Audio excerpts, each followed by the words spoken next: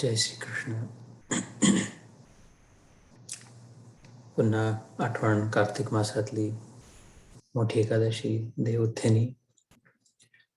नारायणाची योग निद्रा समाप्त झाली. पुन्हा कार्यरत सृष्टी कार्य. विष्णू पुराणात येतं, आम्ही डोळे झाकतो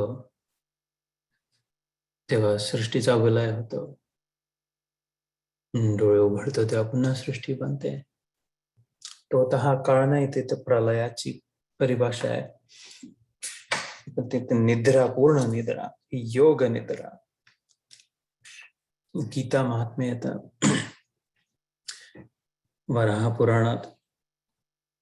त्यात लक्ष्मी विचारते नारायणाला, की तुम्ही मधून मधून झोपकी घेता, मधून मधून झोपता कसा? तर नाही, ती योग निद्रा आहे. हरिप्रिये, ते नुसतं मी विचार करत असतो मधून मधून, तेव्हा तसं होतं. हे 4 महिने विचाराचे, त्याच्या स्केलमध्ये 4 महिने म्हणजे 4 घडी. कसा विचार करता ते सगळं सांगायला तर खूप वेळ लागेल. थोडक्यात सांगतो. पुराणात असं म्हणतात, पुराणात आलाय काय, हे जे विचार करतो ते मी गीतेत सांगितलं आहे. जे मी अर्जुनाला भगवद्गीतेत ज्ञान सांगितलं होतं, तो मी स्वतःच विचार करतो. स्वतःच जे ज्ञान अनायास निघून गेलं, त्यांनी म्हटलं, गीता सुगीता कर्तव्य किमन्ये शास्त्र विस्तरैः या स्वयं पद्मनाभस्य मुख पद्मा विनिस्मृत. वेदव्यासांनी लिहून ठेवलाय. इकडचं तिकडचं वाचून पाहून ऐकून खूप काय, मुख्य जे वेद रचयिता सांगून राहिले, मुख्य ही वाचा, पहिले समजून घ्या. कारण हे सगळ्यात ओरिजिनल सोर्स पासून अनायास निघून गेलं. मित्र दुःखात पाहून, पीडित पाहून पटकन उत्कृष्टातलं उत्कृष्ट लवकरातल्या लवकर काम होईल असं काय सांगावं म्हणून अर्जुनासमोर. आणि लक्ष्मीला सांगितलं, स्वतःच म्हणतोय, त्या चातुर्मास झाला त्यावेळी मी काय करत असतो, माझ्या गीतेत ज्ञानाचा विचार. गीता मे परमम गुह्यम, गीता मे परमम गुरु, गीता मे अति उग्र ज्ञानम, तस्मात गीता समाचरेत. या गीतेचंच आचरण करायला हवं. ते नारायण म्हणतो, हे ज्ञानच जसं काय, मला जर कोणी गुरु असता तर मी हे गीतेतल्या ज्ञानाला गुरु मानलं असतं. माझं काही सिक्रेट असतं, गुह्य असतं. हे सगळ्यात मोठं सिक्रेट आहे यात सांगितलेलं. माझं सर्वोच्च जर ज्ञान, अति उग्र ज्ञानम, सर्वोच्च कोटीचं काही ज्ञान असतं, जाणण्यालायक, जाणण्यायोग्य. भगवद्गीतेत 3 वेळा तो स्वतः म्हणतो अर्जुनाला, याच्या पलीकडे जाणण्याचे योग्य काही नाही, फालतू आहे, बाकी कचरा एकदम. बाकीच्या गोष्टी जाणायचं तर जाण, पण होणार काही नाही. पुन्हा दुःख, पुन्हा ये रे माझ्या मागुल्या, पुन्हा तेच ते राहीलच. तेच ते मधून हेच ते शोधून घ्यायचं असेल, सुटका करायची असेल तर गीता, त्याचं ज्ञान. त्या गीतेच्या 7व्या अध्यायात ज्ञान विज्ञान योगात आपण आहोत. संपत आला होता. मागच्या शेवटचे 2 श्लोक झाले होते. आज 8वा अध्याय सुरू होणार होता. पण मी म्हटलं होतं त्यावेळी की नीट नाही झाला, वेळ नाही मिळाला शेवटच्या 2 श्लोकांसाठी, तर पुन्हा सुरुवात करू तिथून आणि मग 8वा अध्याय सुरुवात करू. अक्षर ब्रह्मयोग थोडासा क्लिष्ट आहे. अजून गूढ प्रश्न अर्जुन विचारतो 8व्या अध्यायात. 8वा अध्याय आणि 13वा अध्याय हे 2 सगळ्यात क्लिष्ट आहेत. तर समजायला थोडं अजून हलकं, अजून हळू, अजून गुंता सोडवून करावं लागतं. तर तिथे जायच्या आधी हे शेवटचे 2-3 श्लोक काय होते भगवद्गीतेतले, 28, 29 आणि 30 श्लोकांचा 7वा अध्याय. येषां तु अंतगतं पापं जनानां पुण्यकर्मणां ते द्वंद्व मोह निर्मुक्ता भजन्ते मां दृढव्रताः. साधना करत करत, सदाचार करत करत, सात्विक व्यवहार करत करत, सात्विक व्यवहार म्हणजे नुसतंच पूजा पाठ नाही, मनसा वाचा कर्मण. सगळ्यात मोठं, सगळ्यात महत्वाची सात्विकता मनात सांगितलंय. 90% सात्विक आहे की राजसिक आहे की तामसिक आहे? 90% मनातले विचार. 9% म्हणजे 90 आणि 9 99. 90च्या पलीकडचे 9% सात्विक आहे की राजसिक आहे की तामसिक आहे? 90% मनातले विचार, 9% वाणीचा उच्चार, बोलणं कसं आहे? तू तडाका धूम धडाका, असं तसं रागवणं लोभणं, बेमतलबची वायफळ बडबड करणं, इकडचे तिकडचे चकाट्या पिटणं, गप्पा मारू गप्पा मारत बसणं, ठोकू गप्पा ठोकू, ते राजसिक झालं. जे नको बोलायला ते बोलणं, ते तामसिक झालं. आणि युक्त आहार विहार, यथा योग्य विचार करून, स्लो डाऊन होऊन, ब्रेक मारून, जेवढं आवश्यक तेवढं. मागे एकदा सांगितलं होतं साईबाबांनी आपल्या भक्तांना, शिष्यांना सांगितलं होतं, 4 प्रश्न विचारायला पण एक बोलायच्या आधी. जे बोलतो आहे मी आता, जो शब्द काढणार आहे तोंडातून, ते खरं आहे का? उगाच आपला अंदाज, मला असं वाटते, मला तसं वाटते. आवश्यक नाही तुम्हाला काय वाटते हे बोलण्याची. कोणाचं भलं नाही होणार आहे. मला काय वाटते, मला असं वाटते, त्याला वाटते त्यांनी. वेळ वाया जायच त्यांचाही तुमचाही. पहिला प्रश्न, खरं आहे का हे? आवश्यक आहे का? हितकारक आहे का? काही बोलून कोणाचा फायदा होणार आहे का? की अजून मन विषाद होईल, अजून कन्फ्युज होतील लोक, अजून प्रश्न पडतील. आणि चौथा शेवटचा सांगितलं की हे सायलन्स म्हणजे शांत, शांततेपेक्षाही श्रेष्ठ आहे का? साईबाबांची शांत मूर्ती समोर दिसते. जे तोंडाने शब्द बोलणार आहे ते शांतीच्या वरचे आहे का? तर मग बोला. उत्कृष्ट जर असतील, शांतीपेक्षाही उत्कृष्ट, तर मग बोला. नाहीतर नाही. आपल्या भक्तांना सांगितलं तर 90% मनातले विचार कसे आपण आपले निरखून पाहू शकतो की मी खरोखर सहृद आहे, सात्विक आहे, चांगले विचार करतो आहे. त्याच्या पलीकडचे 91, 92, 93, 94, 95, 96, 97, 98, 99 पर्यंत काय तोंडाने कसे शब्द बोलतात. तर 99% तर इथेच झालं. अजून तर व्यवहार तर आलाच नाही, वागणं तर आलंच नाही नुसतं. आणि 1% व्यवहार कसा आहे ती, कारण व्यवहार, उच्चार, विचार, हात जसा आहे ते तसंच बाहेर निघणार. ह्याच्यावर निगराणी ठेवणारे सुकृत, सात्विक करणारे ते पुण्यकर्म.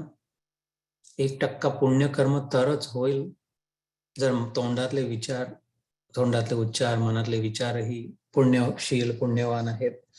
तर असं प्रयत्न करत करत, हा विचार करत करत, समजून घेत घेत, श्रीकृष्ण म्हणतो 28व्या श्लोकात 7व्या अध्यायाच्या, ये शाम, अशा लोकांच्या, य एशाम, तू म्हणजे आणि पण अंतगतम पापम, शेवटी पाप कटले की शेवटी या स्थितीपर्यंत पोहोचतात ते.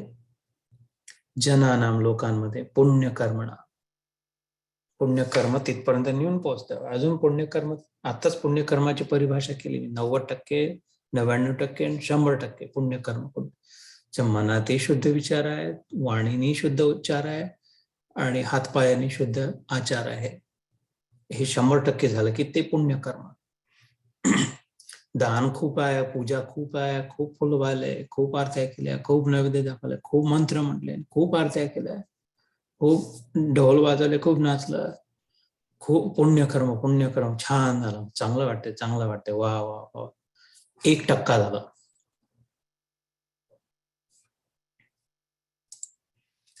खूप असं केलं, खूप तसं केलं, धमाधम पंडितांना बोलवलं, 18 ब्राह्मणांना जीव घातला, सुवासिनी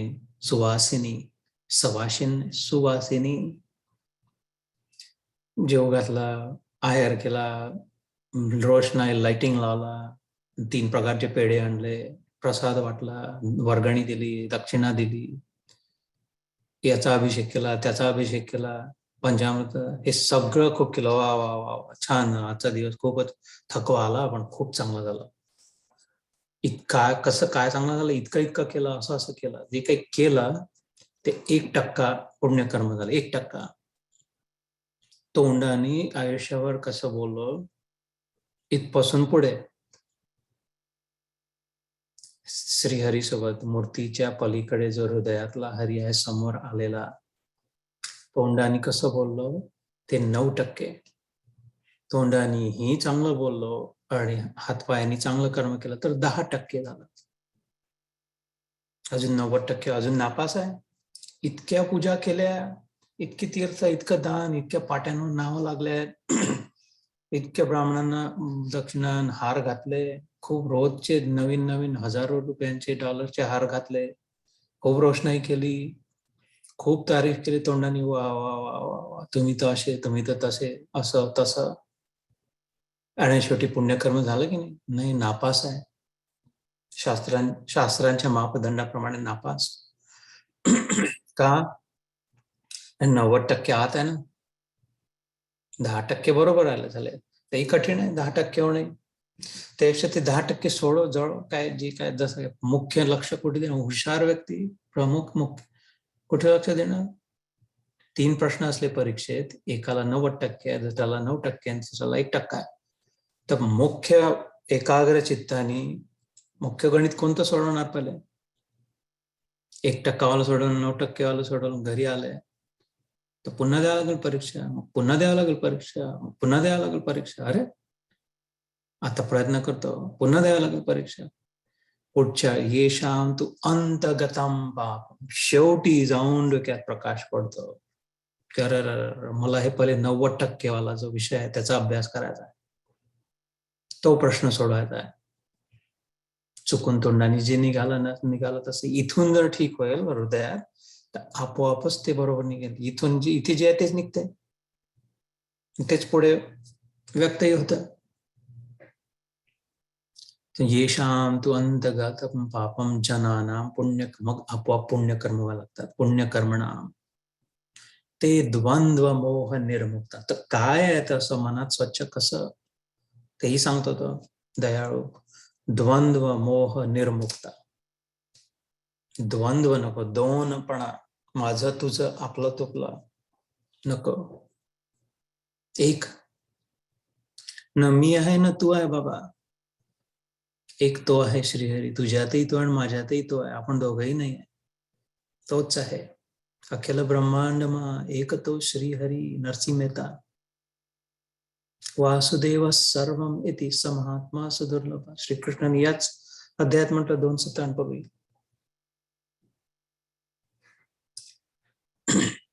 द्वंद्व सुटला. द्वंद्व म्हणजे फाईट, ओढाताणी, खिचाताणी. आणि मोह, एक तर दुसऱ्यापासून दूर पडणं किंवा दुसऱ्याला चिपकणं, माझ्यासोबत राहावं, माझ्या जवळ राहावं, माझं राहावं, दुसऱ्याचं काही हो. द्वंद्व येणे, मोह येणे, निर्मुक्ता. ते आत्मक स्वच्छ 90% वाला प्रश्न मग बरोबर उत्तर मिळालं. तर बाकीचे 2 ठीक आहे, चुकून संस्कारांप्रमाणे चुकून शब्द वाईट निघाले, बोलल्या गेलं, काही हरकत नाही, मुद्दामून नाही केलं, माहिती आहे, लक्षात येते बोलताना. हे पूर्वीचे संस्कार. हळूहळू स्लो डाऊन, ब्रेक मारलाय, थांबेल गाडी हळूहळू. इथे जर ठीक झालं, आत ठीक करणं काय, द्वंद्व नाही, मोह नाही. मोह सकल व्याधीन भवशूला, तुलसीदासजी म्हणतात. भाव म्हणजे जे काही झालं संसारातले व्याधी जे आहे सगळ्या, आधी भौतिक, आध्यात्मिक, आधी दैविक, हे 3 त्रिताप जे आहे, 3 प्रकारच्या व्याधी होतात. आधी भौतिक, आधी दैविक आणि आध्यात्मिक. फिजिकल, मेंटल आणि जे आपल्या पलीकडचे असतात ते डेस्टिनल. त्या तिन्हीच मूळ काय, मोह सकल व्याधीन भवशूला. शूलीवर चढवण्याचे जे वेदना होतात, किती अपमान केला, कसे बोलले, बोलवलं नाही आम्हाला, आपल्या घरी एवढं मोठं तर आम्हाला बोलवलं नाही, आणि त्याच्या उलटही आम्ही एवढं बोलवलं पण आले नाही. अरे आम्हाला बोलवलं नाही याचंही दुःख, आणि ते आले नाही याचंही दुःख. निरनिराळ्या प्रकारचे किंवा व्याधी, शारीरिक व्याधी, मानसिक व्याधी, ह्या सगळ्याचं मूळ तुलसीदासजी म्हणतात रामचरितमानस मध्ये, मोह, उलट ज्ञान. जे आपलं आहे ते नाही वाटणार, जे आपलं नाही आहे ते आपलं आहे वाटणार, हे मोह. जिथे जिथे दुःख होते तिथे जर जाड भिंगाचा चष्मा, मनाचा भिंगा पाहिला, भिंगाचा चष्मा पाहिला, भिंग लावून, तर लक्षात येईल एकच कारण आहे, हे माझं नाही आहे, माझं वाटतंय म्हणून दुःख होतंय. कारण ठेवावं असं वाटतंय, राहावं असं वाटतंय, अजून सुधारावं असं वाटतंय, अजून चांगलं व्हावं असं. ते कितीही चांगलं झालं, सुधारलं, ठीक झालं, तर शेवटी निघून जाणार, कारण माझं नाही आहे हे लक्षात नाही येत आहे. माझं नाही आहे पण माझं वाटतंय. आणि अजून सूक्ष्म भिंगाचा पाहिला, पण जे माझं आहे तिथे लक्षच नाही आहे. माझं आहे हे लक्षातच नव्हतं. माझ्या आत आहे, माझ्या सतत सोबत आहे, माझाच आहे तो विठू.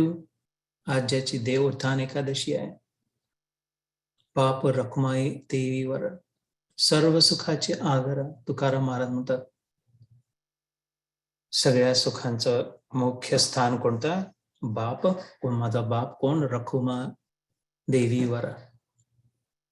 रखुमा कोण? रुक्मिणी चा वर कोण? श्रीकृष्ण, द्वारकाधीश, भगवंत. मोह सकते ते द्वंद्व मोह निर्मुक्ता, नीट सुटलेले, त्याच्यात झंझट नाही आता. एक मी, माझा कृष्ण, बस असं जिचं झालं. आणि असं करत करत जिला अनुभव आला की मी पण नाही, फक्त माझा कृष्ण. भजन्ते माम दृढव्रता, ते मग त्यांची बुद्धी यजन, माझ्या पूजनामध्ये, माझ्या सत्कारामध्ये दृढ होऊन जातात, पक्की होते. मग पक्के होतात ते. एकच व्रत, मग इकडचं व्रत, तिकडचं व्रत, शुक्रवारचा उपवास, शनिवारचा उपवास, हे स्तोत्र म्हणणं, याला तेल वाहणं, या प्रदक्षिणा करणं, या गाठी बांधणं, हे नैवेद्य दाखवणं, इतक्या रुपयाचे पेरे आणि खडी साखर, हे व्रत व्रत व्रत, छोटे छोटे छोटे छोटे व्रत नाही. दृढ व्रता. 1% वाले प्रश्नांचे उत्तर आले ना, 90% ठीक झालं. नुसतंच पास नाही झालं, फर्स्ट क्लास मध्ये पास. एक जर ठीक झालं तर फर्स्ट क्लास मध्ये पास. उठून गेली परीक्षा सोडून बाकीचे तरी चालत, बाकीच्या प्रश्नांचे उत्तर न देता. मन स्वच्छ प्रसन्न जर ठेवण्याची कला आली तर तिथे मग दुःख नाही. दुसऱ्या अध्यायात सांगतात, तर प्रसादे सर्व दुःखानां हानी रस उपजायते, प्रसन्न चेतसो ह्याशु बुद्धीर परिअवतिष्ठते. मन जर प्रसन्न झालं तर एक एक एक एक सगळं सुटत गेलं. मग व्याधी. तर ती खरी बहादुरी, ते खरं व्रत कृष्ण म्हणतोय. मुख्य व्रत कृष्ण सांगतोय, मुख्य व्रत, महाव्रत प्रसन्न राहण्याचं. ते विलक्षण भगवद्गीतेचं ज्ञान आजपर्यंत ऐकलं नव्हतं. हे यज्ञ, ते यज्ञ, हे स्तोत्र, ते स्तोत्र, हे अर्थ, हा प्रॅक्टिकल देव सांगतोय. मुख्य व्रत प्रसन्न, सदैव सम और प्रसन्न रहना ही ईश्वर की सर्वोपरि भक्ति है. समत्वम योग उच्यते, याच गीतेत त्याच दुसऱ्या अध्यायात सांगितलं. समताच मुख्य योग साधना म्हणजे समता मनाची. मग पुढे सांगितलं, जरा मरण मोक्षाय माम आश्रित्य यतन्ति ते. हे झटत झटत प्रयत्न करत करत यापासून सुटण्यासाठी प्रयत्नशील जो आहे, प्रयत्नशील जी आहे, काय? जरा आणि मरण, म्हातारपण आणि मृत्यू. कमी कमी आपल्या सगळ्यांच्याच मागे लागला. जन्माला जो आत्ता बाळ आला, आत्ता 1 तासापूर्वी जन्म झाला, त्याच्या मागे लागला काय? जरा आणि मरण. कमी कमी होणं, घटत जाणं, क्षीण होत जाणं, कमजोर होत जाणं आणि मरण. जरा मरण मोक्ष यापासून सुटका करण्यासाठी हे सगळे, हे आतापर्यंत जे सगळं बोललो, ते जर साधन करायचं असेल, साध्य करायचं असेल, तर माम आश्रित्य, श्रीकृष्ण स्वतःच्या तोंडाने समोर सांगणार, माझा आश्रय घेऊन, माझ्या भरोशावर, माझ्यावर विश्वास ठेवून. मांजर जशी आपल्या पिल्लाला धरून, मानेला धरून इकडे तिकडे घेऊन जाते, सुरक्षा करते, बंदराचे पिल्ल, बंदरी जशी पिल्ल धरून घेते त्याला, आणि एवढे टनाटन उड्या इकडून तिकडे मारते, पण ते पिल्लू पडत नाही. मांजरीने तर मानाला धरून घेतलं आपल्या पिल्लाला, सुटण्याचा प्रश्नच नाही, स्वतःच धरला. त्याच्या आश्रयभूतून लहान मुलगा जातो तर वडिलांचा हा बोट धरून रस्ता क्रॉस करत असेल, नाली असेल कुठे, हात धरून बाळ आपल्या आईच्या वडिलांचा, मग निश्चिंत माम आश्रित्य, नाही तर अजून त्याच्या कडीत घेऊन यतंती ते प्रयत्नशील जे असतात माझा आश्रय घेण्याचा. सतत आश्रय कसा घेणार, दिसत नाही तुझा हात, धरणार कसा, बाहेर शोधता म्हणून दिसत नाही. किती 1000 वेळा सांगितलं त्याने, आत्मा, मा म्हणजे मी, संस्कृतमध्ये मी आत आहे. आत शोधशील जरूर हात धरला जाईल. डोळे बंद कर, विचार कर, कृष्णाचा हात धरते आहे, आठव रूप, ध्यान कर, अवश्य अनुभव आहे. हात धरलाय, कडीत घेतलाय, पाठीवळीवर घेतलाय, खांद्यावर बसवला, जी काही इच्छा असेल, जसं मनात कल्पना असेल, जरूर अनुभव होईल. माम आश्रित्य यतंती ते ब्रह्म तद्विद कृत्स्नम अध्यात्मम कर्मच अखिलम. मगच ते पूर्ण ब्रह्म निष्ठ होऊ शकतात, ब्रह्मज्ञान प्राप्त करू शकतात. तद विदु, विदु म्हणजे जाणणारे होतात. काय जाणणारे? ब्रह्म, ब्रह्मज्ञान, ब्रह्मनिष्ठ. कृत्स्नम नुसतंच विदू नाही, नुसतंच जाणणार नाही, कृत्स्न म्हणजे करणारे. ब्रह्मनिष्ठ होऊन मग आचरणात तसं येणार आहे. आता सांगितलं 90% काय आचरण. आचार्य कोणाला म्हणतात? आचरणाने शिकवणारे ते आचार्य. नुसतेच पंडित, नुसतेच लेक्चर, नुसतेच भाषण, व्याख्यान देणारा आचार्य नाही म्हणत. चर संस्कृतमध्ये चालणं, बोले तैसा चाले, त्याची वंदावी पावले, रामदास स्वामी म्हणतात. शिवाजी महाराजांना सांगितलं, तू बोलतोय तसं करून दाखव बाबा. शिवबा तू बोलतोय, लोकांना इन्स्पायर करता, प्रेरित करतोय, तसं करून दाखव. करावं लागणार. बोले तसा चाले, तर मग बघ तुझं नाव किती वेळ, किती शेकडो वर्ष झाले, अजून नतमस्तक होतं शिवबा पुढे, कारण त्यांनी बोलला तसं करून दाखवला. त्याची वंदावी पावल. तर जो नुसतं बोलत नाही, जो तसं चालून दाखवतो, चर, तो आचार्य. करून दाखवणं. बोलणं कमी व्हायला होता. देव शयनी एकादशी झाली, देव उत्थिनी एकादशी झाली. बोलणं कमी बोलणं, please please please please stop. बोलणं कमी, पुन्हा म्हणतो कमी बोला, नुकसान आहे. जो व्यक्ती जास्ती बोलतो, नुकसान नुकसान नुकसान. माठाला स्वतःच्या हाताने छिद्र छिद्र छिद्र वाहून जाणार, सगळी शक्ती, सगळं वीर्य, सगळं तेज, सगळं ज्ञान या छिद्रातून वाहून निघून जाणार. मोठं, सगळ्यात मोठं छिद्र. कमी बोलणं, जास्ती विचार, झाला तर वेळ आली आहे, इथून कमी बोलणं. तर कारण मग जितकं बोललं तितकं चालून दाखवावं लागेल. सावधान. जे बडबड केली तेवढं तसं चालू. जेवढं कमी बोललं तेवढं कमी आचरणासाठी सोपं होईल. तर ते ब्रह्म तद्विदु कृत्स्नम, नुसतंच ब्रह्माला जाणतात नाही, जाणणं खूप मोठी गोष्ट झाली. ब्रह्मज्ञानी जे करोडोमध्ये एखादा असेल, कोणी करोडोंमध्ये एखादा, मनुष्याणाम सहस्रेषु कश्चिद यततामपि सिद्धानाम कश्चिन मां वेत्ति तत्. याच अध्यायात सुरुवातीला झाला. हजारोमध्ये एखादा कोणी विचारही करते, तशा हजारोंमध्ये कोणी प्रयत्न करते, तशा हजारोंमध्ये कोणी एखादं पोहोचतं, म्हणजे करोड झालं अजून. पण त्याच्याही पलीकडे करून दाखवणं, तसं करणं. ते ब्रह्म तद्विधु कृत्स्नम अध्यात्मम कर्मच अखिलम. मग मात्र तसं ज्याचं आचरण, त्यांनी सगळं काही करून टाकलं असेल.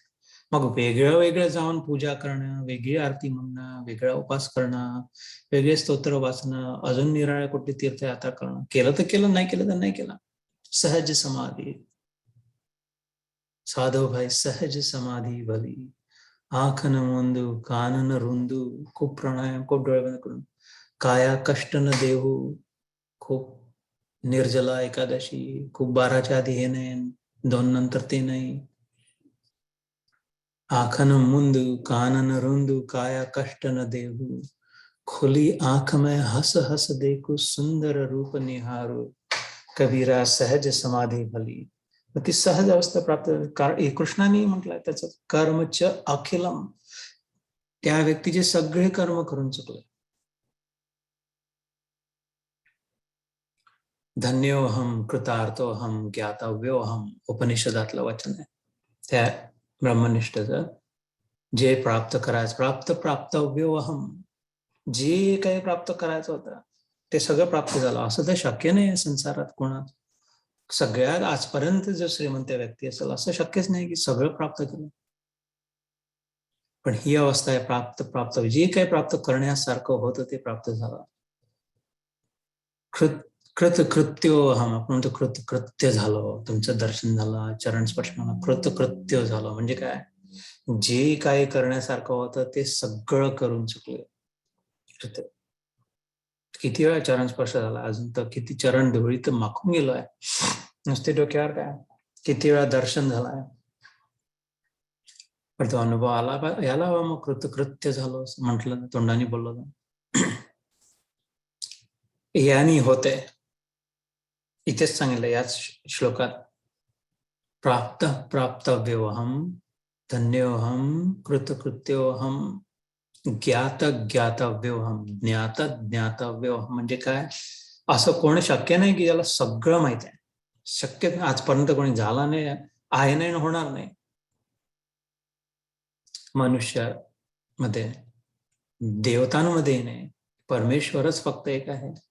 ज्ञानम वैराग्यम च ऐश्वर्यम यश श्री समुदायतम, स्कंद पुराणात आणि विष्णू पुराणात हे 6 गोष्टी पूर्ण मात्रामध्ये एक फक्त भगवान जवळ, त्या भगवानाची व्याख्या केली.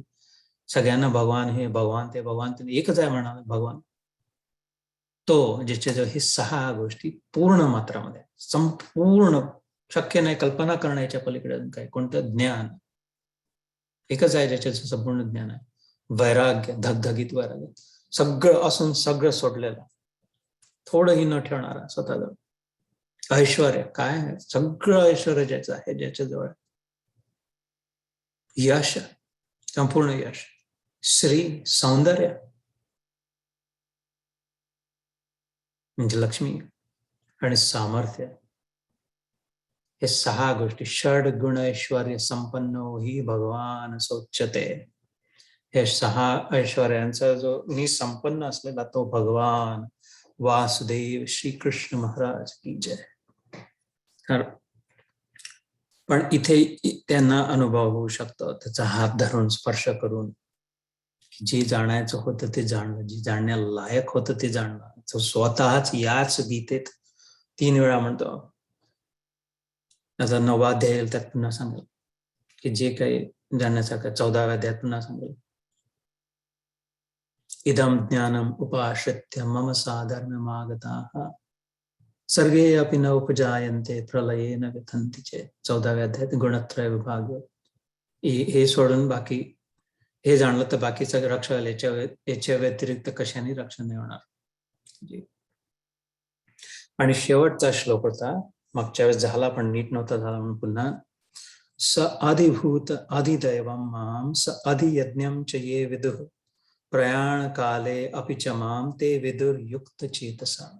आणि असे व्यक्ती मग अधिदैव, अधिभूत आणि अधियज्ञ हे जाणून प्रयाण काल, शेवटच्या क्षणी, मृत्यूच्या वेळी, शरीर सोडायच्या वेळी, शरीर जड आणि आत्मा चैतन्याची जी गाठ बांधली, मिक्स झाले. आता प्रत्येक व्यक्ती, इथे जेवढे कोणी आहेत तुम्ही सगळे आणि हे बोलणारा, या दोनची गाठ एकत्रीकरण झालं. जड आहे शरीर, म्हणजे स्वतःच याला काही समज नाही आहे, स्वतः जगू नाही शकत, एक क्षण जिवंत नाही राहू शकत. हे आता जे बोलून राहिलाय, एक क्षणही नाही, स्वतः क्षणार्ध पण नाही. म्हणजे अर्धा क्षणी आपल्या बरोबर नाही जगू शकत, बोलू शकत, काहीच करू शकत. आता खूप दिसतंय, वाटतंय मस्त, फर्स्ट क्लास.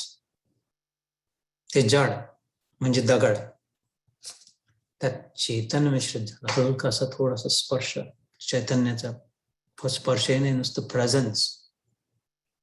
आपण आरती घेतो तेव्हा आरतीच्या वरून हात फिरवतो, त्याच्यात घुसवत नाही, त्याच्यामध्ये घुसवून धरून नाही ठेवत. आरती हवी आहे म्हणून शेकोटी जवळ पेटलं, शेकोटी पेटवली, थंडी आता होते, आता शेकोटी जवळ गोल बसतो फायर पेटच्या अराउंड, त्याच्या आत जाऊन नाही बसत. शेकोटी पेटवली, अरे गरम पाहिजे, चल जाऊन बस शेकोटी. का? कारण त्यांचा संपर्कच इनफ आहे, स्पर्शाची गरज नाही शेकोटीच्या, नुसते त्याच्या संपर्कानेच काम होते. आरतीमध्ये घुसून बसणं, हात धरून ठेवण्याची गरज नाही, आरतीच्या वरून संपर्क इनफ आहे. तसंच चेतन, आपण आत्मा घुसून बसला म्हणजे काय, तो स्वतः मिक्स होऊन तो झालाय, शरीर नाही, तो नुसतंच त्याचा संपर्क आहे, नुसतं आत त्याच्या अंगुष्ठ मात्रम पुरुषम चिन्मयम हृदय सर्वदा यत्र स्फुरति स्वभाव. शिवजी म्हणतात गुरुगीतेत, शिवगीतेत पार्वतीला, चिन्मय पुरुष आहे तो आत, चेतन आहे. जसं तेल आणि पाणी मिक्स नाही होऊ शकत, तसं जड आणि चेतन असं एक मिक्स नाही होऊ शकत, पण त्याचं प्रेझन्स, एक दिवा लावला अंधारात तर सगळीकडे दिवा सगळं जाळून नाही टाकलं उजेड होण्यासाठी, जी खोलीत आहे ते, तो आपल्या स्थितीत आहे तिथे. एका टेबलवर, छोट्याशा टेबलवर दिवा लावून ठेवला, अंधाराचा आपोआप प्रकाश झाला. खोलीभर प्रकाश कसा झाला? दिवा एवढा, खोली एवढा दिवा नाही लावला ना, सूक्ष्म विचार करून पहा. एवढी मोठी खोली आहे, हॉल आहे, एवढासा बल्ब आहे, तो बल्ब खोली एवढा भरायला हवा, पूर्ण खोली बल्बनी भरायला हवी ती, खोलीमध्ये तेल भरायला होतं, खोलीमध्ये एवढी मोठी वात जाळायला हवी ती, मग असं कसं झालं एवढंसं दिवा लावून? कारण जो दिवा मिक्स नाही होत आहे खोलीत, झालं नाही, गरज नाही, त्याचं स्वतःचा वैभव आहे, स्वतःच सामर्थ्य आहे, स्वतःच तेज आहे, स्वयंप्रकाशी ज्याला म्हणतात. त्याच्या संपर्कात जे जे काही राहील त्या सगळ्यांना तो प्रकाश मिळेल. सोफ्यालाही प्रकाश मिळाला, मिक्सर ठेवलाय त्यालाही प्रकाश मिळाला, टीव्ही पडलाय त्यालाही प्रकाश मिळाला. अचानक हे कसं चमत्कार आहे, हे सगळे स्वतः चिडी चुप, अंधार होता, काहीच दिसत नव्हता. एक दिवा लावला, दिवा दिसतोय हे ठीक आहे, पण सोफा कसा दिसतोय, टीव्ही कसा दिसतोय, व्यक्ती कसा दिसतोय, त्यांच्यात तर नाही घुसवला दिवा. हे मी मुद्दाम स्लो डाऊन समजवण्याचा प्रयत्न करतो. शरीरात आत्मा म्हणजे काय, त्या दिव्याचं अस्तित्व तो जिथे आहे तिथे इनफ आहे, सफिशियंट आहे. त्याच्या संपर्कात जे कोणी आहोत त्या सगळ्यांना प्रकाश मिळतो आणि ते चमकून प्रकट होतात आहे. ते तर जड आहे, त्यांच्यात प्रकाश नाही आहे, सोफ्यामध्ये प्रकाश नाही आहे, तरी दिसतोय जसं काही त्याच्यामध्ये प्रकाश आहे. कारण प्रकाश असल्याशिवाय दिसत नाही, कारण संपर्कात आलाय. दिवा सोफ्यात नाही घुसला, तसं चेतन, आत्मा म्हणजे तुम्ही, मी, आपण या जड शरीराच्या संपर्कात आहे. चिन्मय पुरुष, एवढी वात, अंगुष्ठ मात्र पुरुष, शिवजींचं वचन, चिन्मय वात आहे हृदयात. भगवद्गीतेत कृष्णही म्हणतो, 10व्या अध्यायात येईल, विभूती योगात, इथं दिवा मी लावून देतो, ज्ञान दीपेन, ज्ञानाचा दिवा मी आहे, तयार आहे, मी फक्त सगळं तयार आहे, फक्त हे या गीतेच्या ज्ञानाने उजळायला लागतो. मग सगळीकडे चैतन्य, सगळीकडे लक्षात यायला लागते, कसं वागायला हवं, कसं बोलायला हवं, कसं आचरण करायला. तसं ते चैतन्य शरीरात, आपण या शरीरात आहे, कुठेतरी असते हृदयात जसं, म्हणून हे शरीर चेतन झालं. हातही काम करून राहिले आहे, तोंडही बोलून राहिलाय, खाऊनही राहिलाय, दात, केस वाढून राहिले आहे, डोळ्यांनी बघून राहिले, कानाने ऐकू येते, नाकाने वास येत आहे, शब्द, स्पर्श, रूप, रसगंध सगळे कारणाला, मनाने विचार होत आहे, चक्की मीटर सुरू आहे सतत. ते चैतन्य सगळ्यांचं सगळं होतंय या शरीरातल्या हजारो अवयवांचं, कारण एक तो चैतन्य आहे. घोसून बसून सगळ्यांमध्ये नाही बसला, तर आपलं मस्त प्रेझेंट आहे, कल्पनाही नाही, माहित नाही, गरज नाही, दिव्याला गरज नाही सोफा दिसला पाहिजे, सोफा असा असला पाहिजे. दिव्यात सूर्याचा विचार नाही, सूर्य हा विचार नाही करते याला देऊ की त्याला देऊ की इथे याला मिळते की नाही, हे शेकलं जाते की नाही, हे भाजलं जाते की नाही. ते तर आपलं स्थितीत आहे, त्याच्या भोवती फिरून आल्या ग्रहताऱ्या. तसा आपल्यामध्ये आपला आत्मा आहे, तो आत्मा आपण आहे. कुठे फसलो बापा आतापर्यंत, कोणत्या कचऱ्यात. आता या 8व्या अध्यायाची भूमिका तयार होते, म्हणून सांगतोय अक्षर ब्रह्मयोग. आजपर्यंत कल्पना नव्हती, शरीरच मानून बसलं स्वतःला. जे आहे तिथे लक्षच नव्हतं, कल्पना नव्हती. ते समजून घ्यावा. ते जे मी 3ऱ्या अध्यायाचा शेवटचा श्लोक सांगितला ध्यानाच्या वेळेस, मला ते सांगितलं, एवं बुद्धे परम बुद्धवा संस्तभ्यम आत्मनी जहि शत्रु महाबाहो कामरूपम दुरासदम. की बुद्धीनी समोर नाली आहे संसार रूपी, तिकडे जायचं आहे, तेवढी छलांग मारू शकतो. पाय इकडे आहे पण थोडस छलांग मारून तिकडे जाऊ शकतो. तिकडे नव्हतो मी, तिकडे कसं पोहोचलो. जे आहे त्याचाच उपयोग केला, जेवढा आहे तेवढा दाबून पाय फटकन उडी मारली तर पोहोचू शकलो, प्रयत्न केला तर. जे आहे जेवढा आहे त्याचा जर उपयोग केला, नीट शक्तीचा संचय करून उडी टाकली मानसिक रूपाने, विचार शक्तीने, तर पलीकडे पोहोचू शकतो. एवं बुद्धे, या बुद्धीच्या परम बुद्धवा, बुद्धीच्या पलीकडे जाण्याचा यत्न, तो परमार्थ, ती साधना, ती भक्ती. नुसते दगड माती गोटे पूजत बसणं नाही, ते ठीक आहे, पण मग त्याचे पुन्हा ते अंतगतम पुनरपि जननम पुनरपि मरणम पुनरपि जननी जठरे गमनम, शंकराचार्य म्हणतात. मग ते येणं जाणं. ते शंकराचार्य म्हणतात. म्हणून भज गोविंदम भज गोविंदम भज गोविंदम मूढमते. ते सोड आता, बस गोविंदाचं भजन कर. वेदांत, अद्वैत वेदांताचे वेदता सांगतात, ये संसारे बहु दुःखारे नाही नाही रक्षति दुःख रूम करणे. नाही तर मग या संसारात नुसतं दुःख आहे. हे इकडचं तिकडचं जे जाणलं त्यांनी नाही रक्षा होणार आहे. ते संस्कृतचं रक्षा हवी असेल, इथे जे शेवटच्या अक्षर म्हटलं, शेवट प्रयाण काले अपि, अपि म्हणजे ऑल्सो, इव्हन, सुद्धा, शेवटच्या क्षणी सुद्धा. मग च माम ते लोक शेवटच्या क्षणीही माझा काय विदु, त्यांच्या बुद्धीत माझा भरलेला विचार असतो, युक्त, त्याला चिपकलेलं, युक्त म्हणजे धरलेलं. कशाने? चेतसः, आपलं त्यांचं चैतन्य, त्यांची विचारशक्ती मला चिपकले. शेवटच्या क्षणापर्यंत मग चिपकते. आता गाठ सुटणार, शरीर पडला, निघून गेला, जिथे ज्याला चिपकलं त्यांनी माम आश्रित्य, निघायच्या आधी माझे चरण धरून घेतले त्यांनी, तिने. तर बस मग माझ्यासोबत वैकुंठ यात्रा. वैकुंठवासी झाले. जे वैकुंठवासी तरच होईल जर मरायच्या आधी सोडलं तर. मरायच्या क्षणी स्वतःला, शरीराला जर धरून ठेवला, आपण वेगळे आहे, आपण शरीर नाही आहे, शरीराचा संबंधच नाही आहे, शरीरासोबत कधीच नाही येत. जसं तो दिवा सोफा सेट नाही आहे, पंचायत होईल, दिवा सोफा सेट झाला जळून जाईल, फेकून द्यावं लागेल, राख होईल.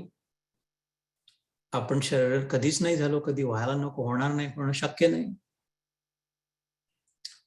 शेवटचा क्षण जेव्हा येईल तेव्हा हे जे आहे, जे सोफा सेट याच्यात बसले, ते सोडून आपण त्याचे चरण धरून त्याच्यासोबत वैकुंठवासी जो आहे, वैकुंठाधिपती जो आहे, ते तरच वैकुंठवासी होणार नाही. ती शरीराला धरून पडलं धडकन तर मग तिथेच राहिला, मग कसे वैकुंठवासी झाले.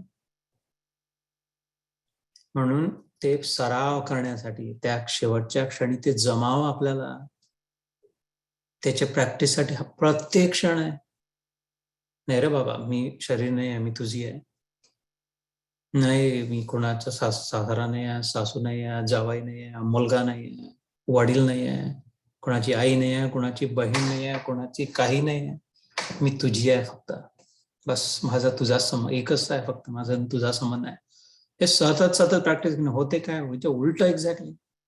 मी याची आई आहे, मी याचे बाबा आहे, मी याचा मुलगा आहे, मी याचा नवरा, हिचा नवरा आहे. मग ते शेवटच्या क्षणी मरताना तेच धडकन पडलं त्याच्यासोबत. मग पुन्हा शरीर दुसरं घेऊन चालू, चक्की चालू. तर प्रयाण काले अपिच माम ते विदु युक्त चेतसा. शेवटच्या क्षणी सुद्धा मग ते बरोबर त्यांचे चैतन्य माझ्यासोबत जुळलेलं असतं, माझे माम आश्रित असतात. म्हणून ते बघ शरीर सुटून जाते.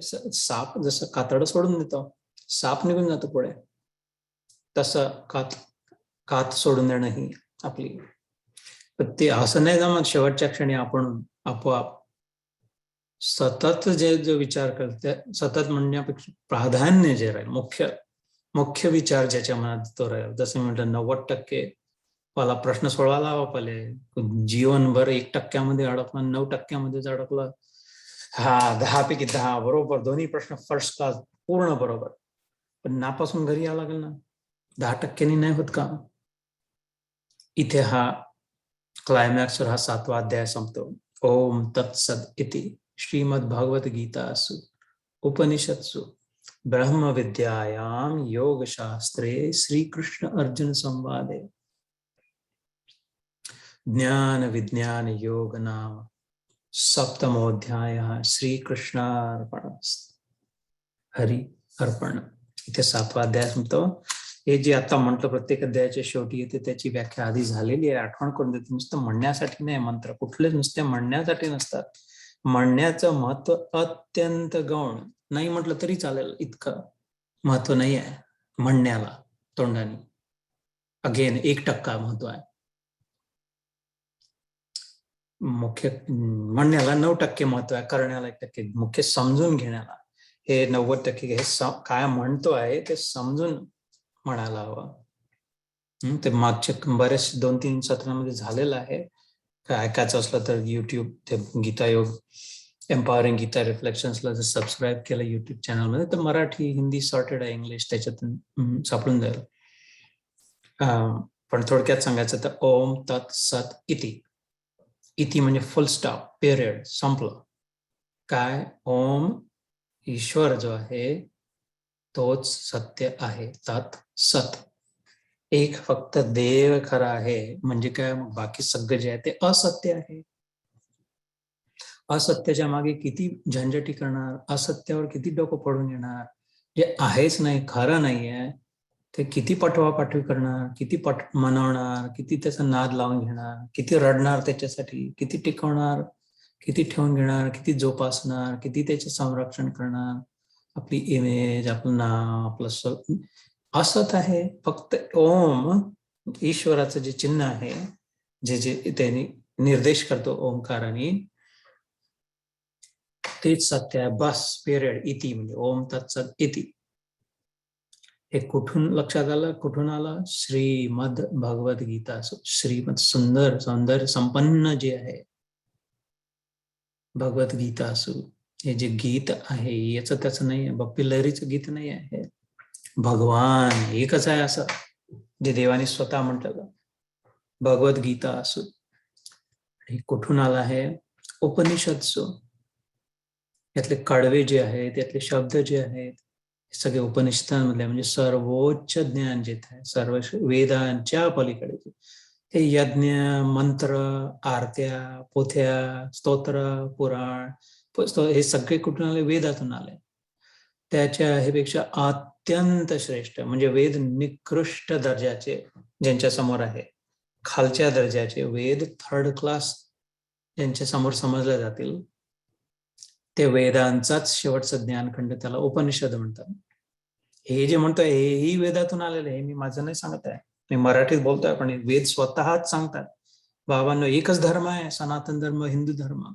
याची शास्त्र माझ्या पलीकडे जा, वेद स्वतः सांगतात. इतर शास्त्र बायबलमध्ये, कुराणमध्ये तर कुठे नाही की हे एवढं अर्धवटच आहे, आम्ही जे सांगताय ते पूर्ण नाही आहे, त्या पलीकडे जावं लागेल पूर्ण प्राप्तीसाठी. वेद म्हणते इथपर्यंत आले ना, आता वेद मंत्र म्हणून आरत्या करून तिथेच घुटमून इथपर्यंत बरं झालं, चला चांगलं झालं, आता अर्धी यात्रा झाली. आता याच्या पलीकडच्या आम्हाला माहित नाही, पण एवढं माहित नक्की आहे की अर्धी यात्रा आहे. याच्या पलीकडे जा, कसं जाऊ, काय निर्देश, GPS कुठे आहे आपलं, त्याच्यासाठी मग उपनिषद, त्यांचंच ज्ञानखंड शेवटचा 10% भाग. तर तिथून आलं ओम तत्सत इति श्रीमद भगवद्गीतासु उपनिषदसु, इथून आलेली. त्यात काय आहे मग, ब्रह्मविद्या, या ब्रह्मप्राप्तीची, ब्राह्मी स्थितीची, ब्रह्मज्ञानाची, आपल्या आत्म्याच्या अनुभवाची. योग शास्त्र, योग म्हणजे मिलन, त्या ईश्वरासोबत एक होणं, युनियन, चिपकणं, त्याला पुन्हा कधी सुटणार नाही असं मिक्स होणं त्याच्यासोबत. हे शास्त्र, सायन्स, टेक्निक या भगवद्गीतेत. योगशास्त्रे श्रीकृष्ण अर्जुन संवाद रूपाने, नुसतं लेक्चर दिलं, नुसतं कोणतरी लिहून ठेवलं, विश्वास ठेवा असं नाही. क्वेश्चन आन्सर आत्ताच पुढच्याच सुरू होऊन 8 प्रश्न विचारले, धड धड धड धड प्रश्न विचारायला अर्जुन त्याला. अरे हे काय, ते काय, असं कसं, तसं कसं, असं नाही, बरोबर नाही, तसं नाही. आणि मग ते समाधान करावं शंकांचं. श्रीकृष्ण अर्जुन संवाद आहे. ज्ञान, आणि याचं नाव ज्ञान विज्ञान योगो नाम. नुसतं ज्ञान नाही, खाऊन ज्ञान कशाचं खाणार आहे, खूप ज्ञान असेल तर भीक मागा लागेल ना. भूखे भजन न होय गोपाला, भूखा रहो ने और ले तेरी कंठी धर तेरी माला. विज्ञान नाही आहे यात, नुसतंच असं असते तसं असते ना, अशाने असं दुसऱ्या सांगे ब्रह्मज्ञान, स्वतः कोरडे पाषाण दगड, तसं नाही. त्याचा उपयोग काय, ते कसं वापरायचं, हे विज्ञान. ज्ञान विज्ञान योग, आणि त्याद्वारे पण नाम या नावाचा 7मो अध्याय, हा 7वा अध्याय इथे संपला. श्री हरी. थोडीशी हलकीशी सुरुवात करू 8व्या अध्यायाला, आणि मग ध्यान करून चांगला आज योग आला. देव उठी एकादशीच्या दिवशी महत्वाचा 7वा अध्याय. हे कोणाच्या घरी मृत्यू होतो, काही अमंगल होते, त्याला राम बाण पाय, मंगलातल्या मंगल जर करायचं असेल तर 7वा अध्याय वाचतात. 15वा अध्याय तर वाचतातच, पण ते श्राद्ध विधी सोबत जोडलेलं आहे. 15वा अध्यायात पुरुषोत्तम योग, पण 7व्या अध्यायाचा अजून वरचं महत्व सांगितलं आहे महात्म्यामध्ये. अमंगल गोष्टी सोडून मंगल स्थापित करायचं 7वा अध्याय. तर अनायास कसं झालं आपला मुहूर्त पहा, कशी देवाची कृपा की या एकादशीच्या, मोठ्या एकादशीच्या दिवशी अनायास 7वा अध्याय समाप्त झाला. 8वा अध्याय सुरू होतो अक्षर ब्रह्म योग. प्रत्येक अध्यायाचं नावाच्या शेवटी काय तर योग. त्याचा उद्देश काय, जे काय नुसतंच वटवट सावित्री नाही, नुसतंच बडबड नाही, नुसतंच लेक्चर नाही, याचं पर्पज आहे, उद्देश आहे या ज्ञान. म्हणून थोडस 700 श्लोकांमध्ये पूर्ण, इकडचे तिकडचं काही नाहीच आहे याच्यात. उद्देश सोडून दुसरं काही बोललंच नाही, देव बोलतोय, उद्देशाला धरूनच आहे सगळे वचन. तर तो उद्देश काय आहे, प्रमुख उद्देश काय, मुख्य काय, इंटेन्शन काय, विषय काय, योग, मिलन त्या गोविंदासोबत, त्या हरीसोबत एकत्रीकरण होणं. म्हणून प्रत्येक अध्यायाच्या नावाच्या शेवटी योग येतो, आणि वेगवेगळ्या प्रकारे समजून सांगितलं, म्हणून त्यांचे वेगवेगळे नाव निर्देश करणारे. या अध्यायाचं 8व्या अध्यायाचं नाव अक्षर ब्रह्म योग. क्षर म्हणजे कमी होणारा, खराब होणारा, संपणारा, तुटून जाणारा, नासून जाणारा, फेकून द्यावा लागणार. खाराट, गोड नाही, हे सगळे त्याच्यात भाव आले. अक्षर म्हणजे त्याच्या उलटा, कधी न संपणारा, कधी न घटणारा, कधी न कमी होणारा, न सडणारा, न गडणारा. खारट नाही म्हणजे गोड. अक्षर असा योग, असं मिलन, sweet union with the sweet lord, imperishable सोबत, जो अच्युत आहे, जो कधी पडत नाही, कधी घसरत नाही, कधी कमी नाही, त्याच्यासोबत गोड मिलन. जो ब्रह्म आहे म्हणजे सगळ्यात मोठं, ब्रह्म म्हणजे सगळ्यात मोठं, सगळ्यात मोठंही म्हणण्यासाठी आहे, तेही बरोबर नाही आहे. जसं लघु, लघु म्हणजे छोटा, लघुच्या उलट गुरु, गुरु गुरु गुरु म्हणतो त्याचा अर्थ एवढा मोठा, माझ्यापेक्षा मोठा, माझ्यापेक्षा मोठी. गुरु माँ, ती जी माझ्यापेक्षा मोठी आहे, मोठी म्हणजे आकाराने मोठी नाही, जरुरी नाही, असेल नसेल ठीक आहे. मी स्वतःला जे काय आजपर्यंत समजतोय त्याच्यापेक्षा जास्ती ज्यांच्याजवळ आहे ते, मला वाटते असं, मला वाटते तसं, पण ज्यांना अजून श्रेष्ठ जे वाटते, अजून श्रेष्ठ ज्यांचं ज्ञान आहे, अजून ज्यांची शांत अवस्था आहे, ते गुरु. गुरु आणि ब्रह्मामध्ये किती फरक आहे? जमीन आणि आसमानमध्ये जेवढा फरक आहे गुरु आणि परमेश्वरामध्ये. एक तर आहे ते वेगळ्या दृष्टीने, पण फरक किती आहे? दिवस आणि रात्रामध्ये जसा फरक आहे गुरुमध्ये आणि परमेश्वरामध्ये. गुरु म्हणजे मोठा, ब्रह्म म्हणजे इतका मोठा की ते सोडून दुसरीकडे कुठे काही शक्यच नाही राहणार, सर्व व्याप्त. पृथ्वी चंद्रापेक्षा मोठी आहे, तर पृथ्वी चंद्राची गुरु झाली. पण पृथ्वीपेक्षा सूर्य मोठा आहे, 13 लाख पृथ्व्या मारतात सूर्यामध्ये, 13 लाख एवढी मोठी पृथ्वी, घुसवून भरले छोटे छोटे चेंडू, तर सूर्य पूर्ण कदाचित पूर्ण नाही होणार, इतका इतका मोठा. पण सूर्य तर एवढाच आहे, तर सूर्याला गुरु म्हणणं चांगलं आहे, योग्य आहे, पण सूर्य तर एवढंच आहे, एवढं आसमंतामध्ये कुठे गिनतीच काय आहे सूर्याची आकाशामध्ये. आता पाहिल्यानंतर वैज्ञानिक एक टिंबही नाही आहे असं म्हणतात, कारण आसमंत जे आहे ते ब्रह्म आहे, सगळीकडेच आहे जागा. ब्रह्म आसमंत म्हणजे जागा, जागा कुठे नाही, सगळीकडे जागाच जागा आहे, स्पेस, अंतरिक्ष. तसं ब्रह्म, परमात्मा, ईश्वर, भगवंत, देव, त्याला म्हणतो आपण कृष्ण, तो ब्रह्म आहे, सगळीकडे आहे, सर्व व्याप्त आहे. त्याच्यासोबत मिलन, अक्षर ब्रह्म योग, तो 8वा अध्याय. तर 4-5 श्लोक नुसते पटपट वाचून करू, कारण की हे क्लीन बोल्ड होणार, हे विकेट जाते याच्यामध्ये. या अध्यायात प्रश्न पडतो सुरुवात कुठून करावी खोदायला, कसं समजून, मलाच खूप विचार करावा लागला, आकलन व्हायला. पण झाल्यानंतर मात्र एकदम प्रकाश डोक्यात पडला. तर इथे सुरुवात काय, ते अर्जुन प्रश्न विचारतो, किम तद ब्रह्म, किम अध्यात्मम, किम कर्म पुरुषोत्तम, अधिभूतम च किम प्रोक्तम, अधिदैवम किम उच्यते, अधियज्ञ कथम को अत्र देहे अस्मिन् मधुसूदन, प्रयाण काले च कथम ज्ञेयोसी नियतात्मभिः. याचे 7-8 प्रश्न विचारले त्यांनी. आपण हे तोंडाने म्हणायला हवे. हे गंमत अशी आहे की अर्जुनाने जे प्रश्न विचारले, हे पहिलाच श्लोक, किम तद्ब्रह्म, किम अध्यात्मम, किम कर्म पुरुषोत्तम, एवढी पहिली ओळ जी आहे या अध्यायाची, बस एवढीच. हे तर अर्जुनाने म्हटलेले शब्द आहे, पहिला श्लोक आणि पहिल्या श्लोकाची पहिली ओळ. यांचंच महत्व आहे गीता महात्म्यात म्हटलं, यांचं नुसतं एवढ्याही शब्दांचं इतकं महत्व आहे की एक गोष्ट सांगतात. मग ते पार्वती आणि शंकरामध्ये संवाद सुरू आहे त्याचा, पार्वतीच्या ते गीतेचं एवढं महत्व, गीतेचं गीता काय एवढं काय आहे, तर ते हसून म्हणतात की गीतेचं तर महत्व सोड, गीतेला कुठलाही अध्याय घे, त्याचंच महत्व मी तुला सांगतो. 18 अध्यायाचे 18 गोष्टी सांगतात शिवजी महात्म्याच्या.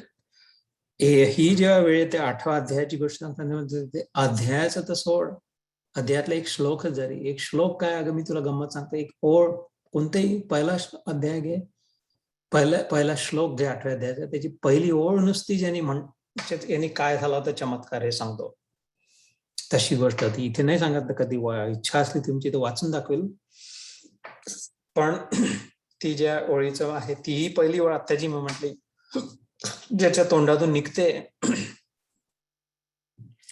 महादेव म्हणतात पार्वतीला, त्यांचं स्वतःचा आणि त्यांच्या अवतीभोवतीच्यांचा जसा उद्धार होतो, म्हणून गीता पाठांचं इतकं महत्व आहे.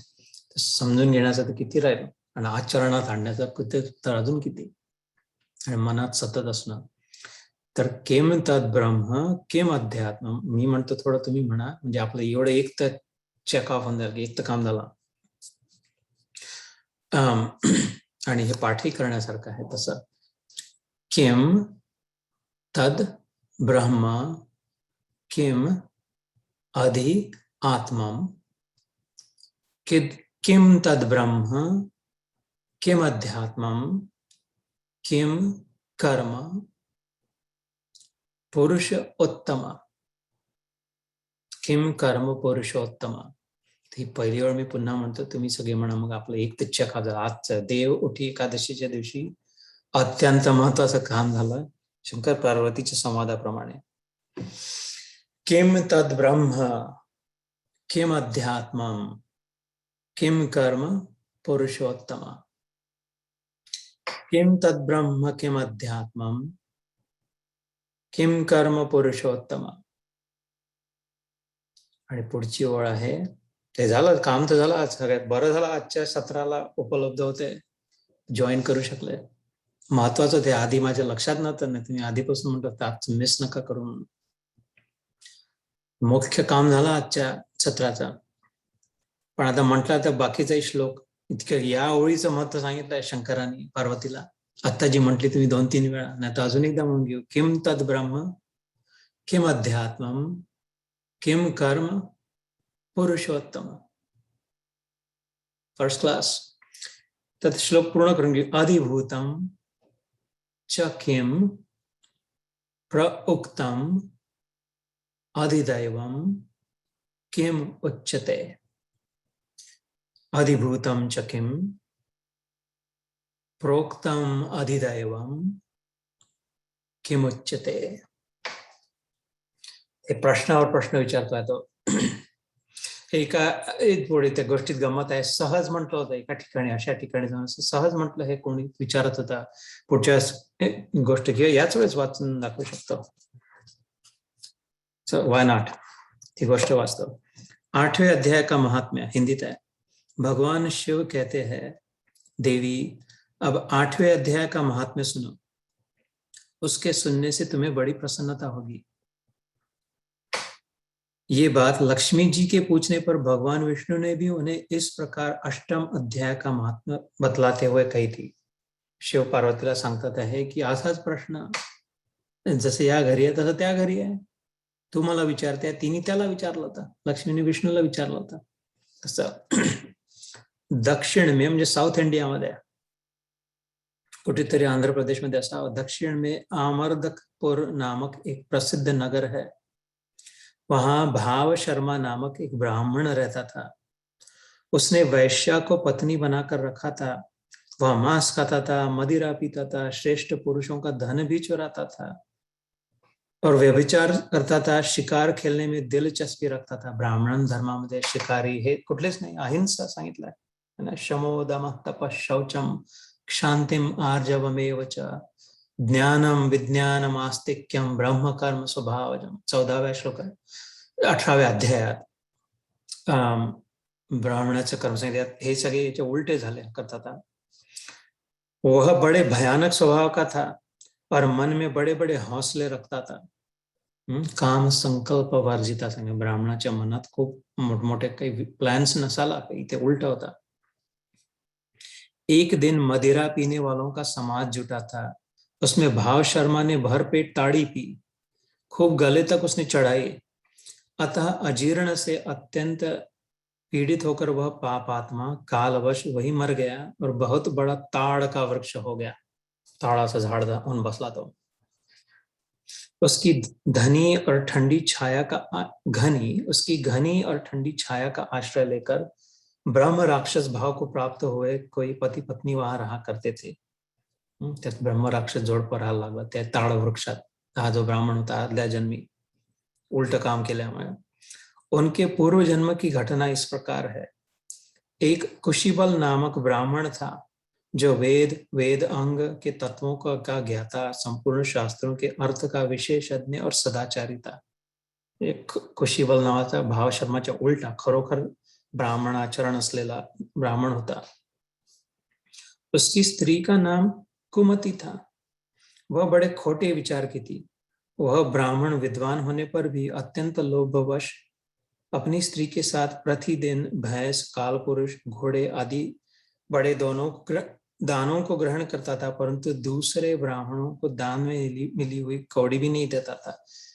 त्याची इच्छा नसताना स्त्रीच्या वश होऊन तिला हे पाहिजे, तिला ते पाहिजे म्हणून जे नको घेऊन घेत होता लोकांना वेद सांगून दान घेणं मोठमोठाला, आणि दुसऱ्यांना देत नव्हता कारण तिची देण्याची वृत्ती नव्हती. वे ही दोनों पती पत्नी कालवश मृत्यू को प्राप्त होकर ब्रह्म राक्षस हुए थे. या झाडावर जे अडकलेले ब्राह्मण राक्षस हे दोघं होते. ब्राह्मणाच्या विपरीत ब्राह्मण जन्म तलवारीच्या दारावर चालणार. ब्राह्मण पर्यंत पोहोचायला खूप वेळ लागतो. आपण सगळे ब्राह्मण इथे आहोत, पण पोहोचल्यावर सावधान, तिथून पळायलाही वेळ नाही लागत खाली. लक्ष द्यावं लागतं आपल्या मनाच्या विचारांवर, आपल्या तोंडातल्या उच्चारांवर आणि आपल्या आचरणावर. वे भूख और प्यास से पीड़ित हो इस पृथ्वी पर घूमते हुए उसी ताड़ वृक्ष के पास आए और उसके मूल भाग में विश्राम करने लगे.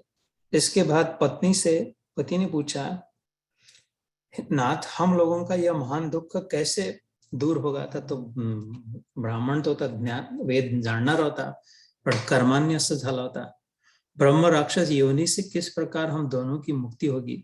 तब उस ब्राह्मण ने कहा, ब्रह्म विद्या के उपदेश, अध्यात्म तत्व के विचार और कर्म विधि के ज्ञान बिना इस प्रकार संकट से छुटकारा कैसे मिल सकता है देवी? एक तर आपलं कठीण आहे आता, पण जे करायला होते नौतक नाही केला, आता फसलो. यह सुनकर पत्नी ने पूछा, किम तद ब्रह्म किम अध्यात्म किम कर्म पुरुषोत्तम? आपल्या पत्नीला पुरुषोत्तमाला विचारलं तिने, हे पुरुषोत्तम, वह ब्रह्म क्या है, अध्यात्म क्या है और वह कर्म कौन सा है? ही गोष्ट कशी आहे? एक ब्राह्मण भाव शर्मा नावाचा कुकर्म करून झाड बनवून बसला. दुसरं ब्राह्मण जोडपा, ब्राह्मण स्वतः तर ठीक होता, पण स्त्रीच्या लोभात मोहात असल्यामुळे न करायला नाही गोष्टी स्वतःजवळ ठेवणं, दुसऱ्याला न देणं, न घेण्यासारखं घेणं करून ते ब्रह्म राक्षस जोड एकमेकावर प्रेम होतं. ब्रह्म राक्षस जोडी झाली, सोबत राहिले, हे झाडावर अडकले. ती शेवटी विचारते त्रस्तून की इथून आता सुटका कशी मिळेल आपल्याला? आणि तो म्हणतोय की सुटका तर ज्ञान आपल्या आणि त्या ज्ञानाला अनुसरून कर्मानेच होईल. तर ती विचारते की मग ते काय, ते आध्यात्मिक ज्ञान जेव्हा मिळेल आणि त्याच्यानुसार जेव्हा कर्म करू त्यांनी होईल, असं तो पुरुषोत्तम सांगतोय. म्हणते किम कर्म, ते म्हणते असे कोणते कर्म आहे? किम अध्यात्म, हे असं कोणतं असते? अध्यात्म कोणतं आहे, कर्म कोणतं आहे? हे पुरुषोत्तम.